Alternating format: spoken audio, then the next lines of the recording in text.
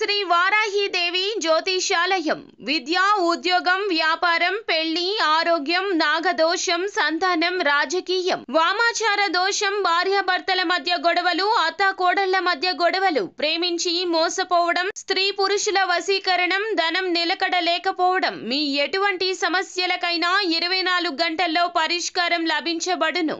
Number 1 వశీకరణ specialist Pandit Pawan Namboodiri, Kerala తాంత్రిక గురువు గారు. Phone number 9043637512. అందరికీ నమస్కారం అండి. ఛానల్లోకి తిరిగి స్వాగతము. మే మాసంలో 8వ తేదీన కుంభరాశి వారి జాతకులు ఈ రోజు మీరు శ్రద్ధగా ఆలకించాల్సిందే. ఎందుకంటే ఇద్దరు వ్యక్తులు మీ వెనుక ఇలా చేస్తున్నారు. ఏం చేస్తున్నారు తెలిస్తే గనక మీ గుండె బరువెక్కిపోతుంది.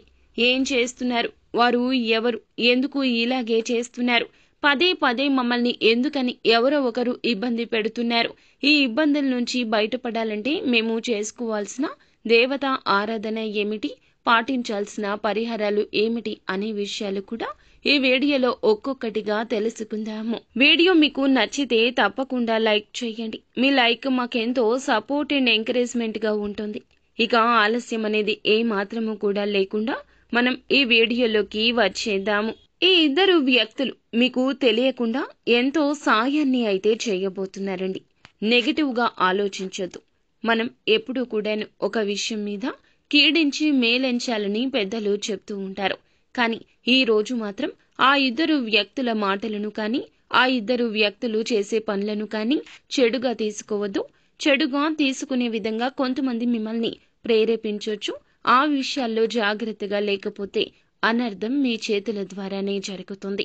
అవునండి, మీరు విన్నది నిజమే. ఈ రోజున ఈ రాశి జాతకుల జీవితంలో ఇద్దరు వ్యక్తులు మీ వెనకాల చేసేది ఇదే.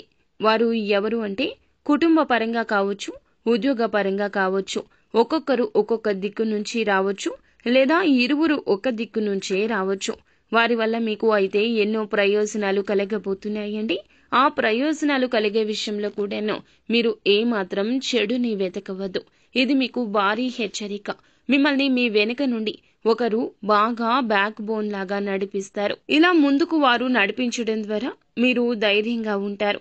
ఆ ఇద్దరు వ్యక్తులకు సంబంధించి గ్రహస్థితి మీ పైన ప్రభావం చూపిస్తోంది. మీకు ఎక్కువగా అదృష్టం కలిసి రాబోతోంది. కానీ అదృష్టాన్ని మీరు మీ కళ్లతో చూసి దురదృష్టం అనుకుంటే అది మీ అజాగ్రత్తే అవుతోంది. ఇప్పటి వరకు సమస్యలు ఉండి ఉండొచ్చు. భగవంతుడు మీ పైన కన్నేశాడండి. సమస్యలు ఒక్కొక్కటిగా తీరిపోవడాన్ని మీ కళ్లతో చూసి మీరే ఆశ్చర్యపోతారు. ఇద్దరు వ్యక్తుల రాకతో మాత్రం ఈ రోజు సంతోషంగా ఉంటారు. మీరు అతిపెద్ద శుభవార్తలు కూడా వినడం జరుగుతుంది. మీ కళ్లకు ఉన్న మాయను తీసి పక్కన పెట్టి చూడండి. నమ్మకం అనే విషయాన్ని ఈ రోజున పదే పదే గుర్తుంచుకోండి. సమయం సానుకూలంగా మారుతుంది. ఈ రాశి వారు ఆకస్మిక ధన లబ్ధి కూడా చేరుకుంటారు. కానీ మీ గురించిన సమాచారం ఎవ్వరికీ తెలియపరచవద్దు. శత్రువులు మీ చుట్టూరానే ఉన్నారు. మీ కళ్ళు పొడి చేస్తారు. అబద్ధం అనే ఆయుధంతో మీ కళ్ళు పొడిచేందుకు సిద్ధంగా ఉన్నారు. మీ లైఫ్ లో ఉన్న సమస్యలు అన్నీ తొలగిపోయి ఆర్థికంగా నిలదొక్కుంటారు. ఈ రోజు మీరు మౌనంగా ఉండండి. జరిగే విషయాల గురించి చూస్తూ ఉండండి. ఇదంతా మీ గ్రహస్థితి.